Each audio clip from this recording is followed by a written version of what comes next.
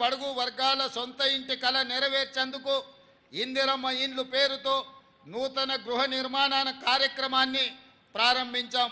భద్రాద్రిలో పరమ పవిత్రమైన శ్రీరాముని సన్నిధిలో ఈ కార్యక్రమానికి శ్రీకారం చుట్టాం.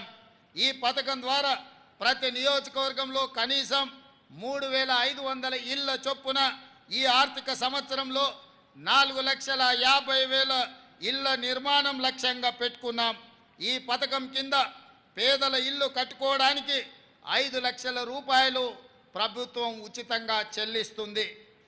అదేవిధంగా మిత్రులారా, మా ప్రభుత్వ ఎజెండాలో వ్యవసాయ రంగం అత్యంత ప్రాధాన్యత అంశంగా ఉంది.